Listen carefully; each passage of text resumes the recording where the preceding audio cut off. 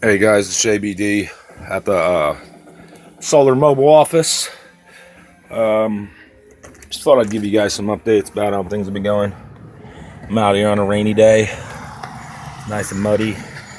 See, once again, things are trying to float away on me. But you know where we at? We at the school. Basically, learning how to be off grid without having to be off grid completely. This thing could just be plugged in, but it's not. I'm not attached to anything.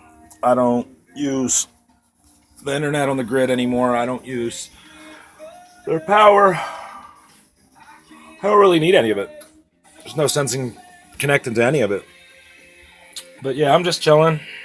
Got my doggies with me. Little Zena's in the cage. I really couldn't handle another dog, but I gave her a home because she was in a bad situation. And China just chilling under there being a good girl. Oh, you being a good girl? Who's being a good girl? I don't know why this thing doesn't want to focus. I just stopped 3 different videos because it was pulling this crap. Anyway, you're looking into my electrical box and my coffee plus my mess on the table. Basically, the way these are designed, this box is supposed to be wired straight into a meter box or something that's on like a temporary pole. The way I got it set up, this runs out and goes to a junction box which has a cord with a heavier gauge wire, and that goes to the inverter. There's actually only 2 15 amp circuits in here. Then we've got behind this window down at that end, we made an awning to block the sun out of one of the solar panels.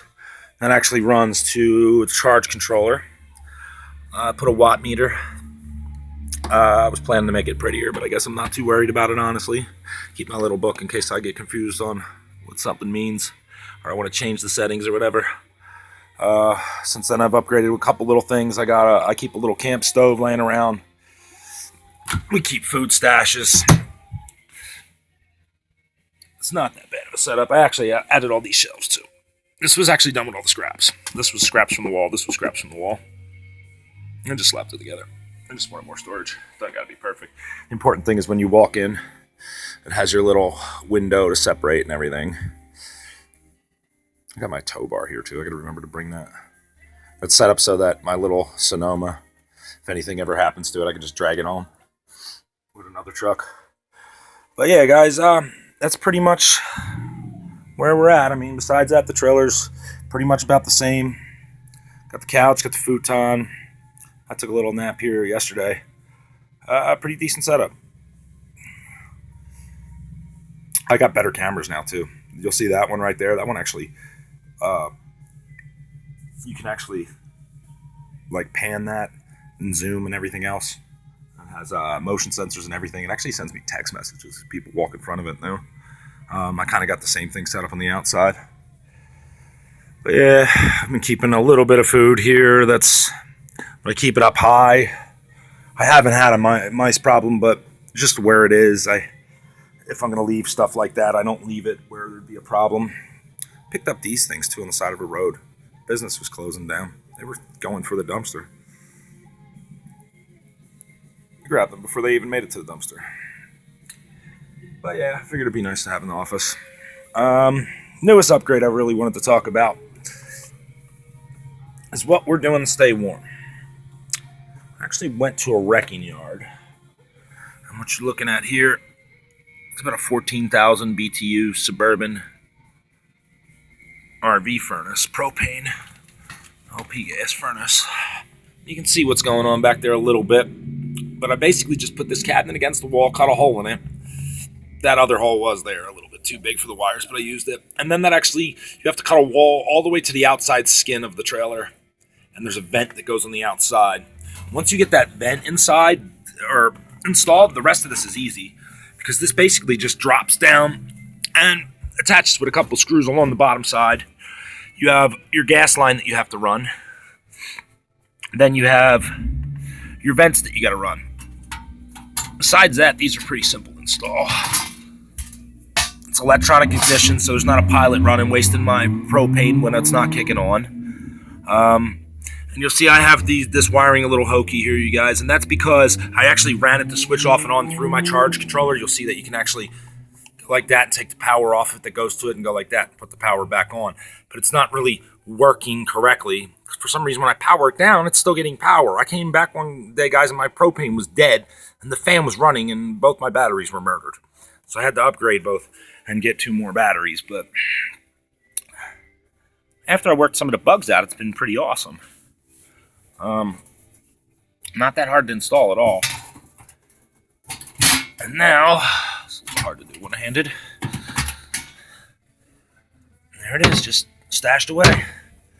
These vents came out of the motor home. I don't know how you can see them. Doesn't look like there's much light to see that. And then you'll see I ran the other one down there behind the desk. And it actually goes behind the couch. And then goes to a Y-splitter over here. One goes toward that corner. The other ends right here between the two. This gives me some circulation and actually puts some of the heat under the futon if I'm actually having the crash there. It'll keep it rather warm.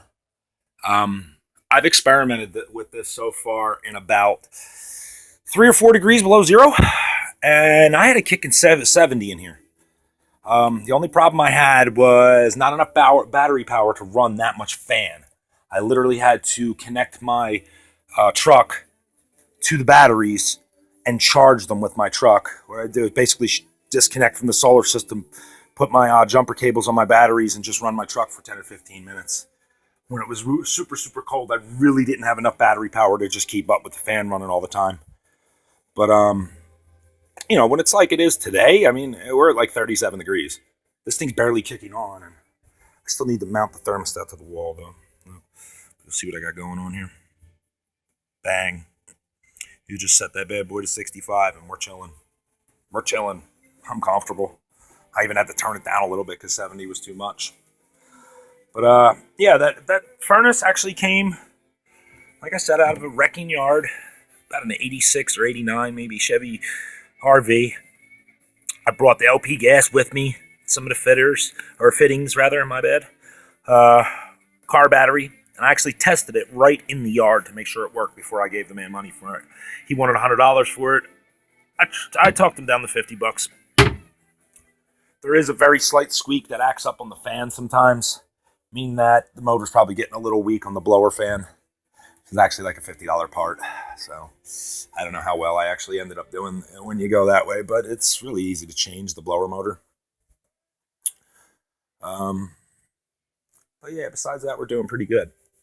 Keep this couch set up in case I have someone that wants to crash, or someone helping me, or working here, or my cousin coming through, or friends, or whatever, my son around, that kind of thing. And of course, we keep an extra folding cot. But yeah, you guys, and here's another one of the solar panels that we're gonna end up eventually hooking up.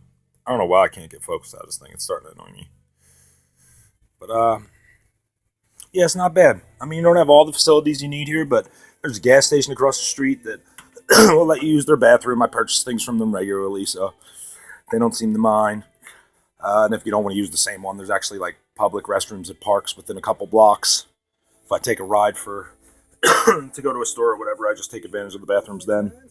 Usually it's one of those things, if you crash here, you get up in the morning and just go somewhere, get some food, use their restroom, and come back. There's no running water here.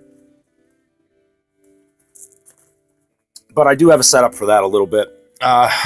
You'll have seen a box van that was out this door. I'm going to stick my arm out and see if you can... Or no, I'm not. I don't feel like getting my socks muddy. Anyway. I don't wear shoes once I get past the door either. Check out the Berber. That's right, that's Berber. Anyway.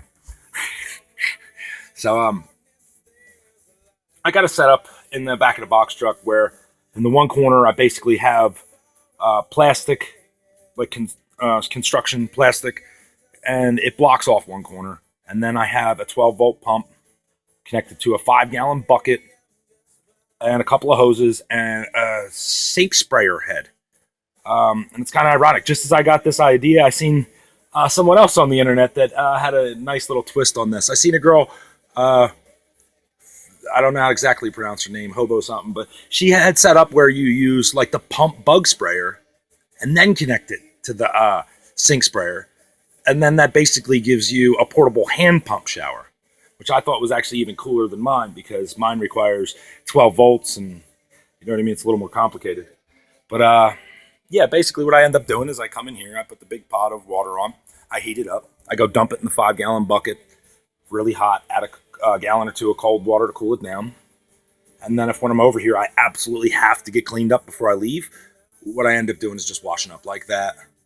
That's good enough until I get, home. I'd never here more than a couple of days in a row without leaving. I've got family, friends close, and I know you'll get a lot of people out there. Oh, you're not fully off grid. You're not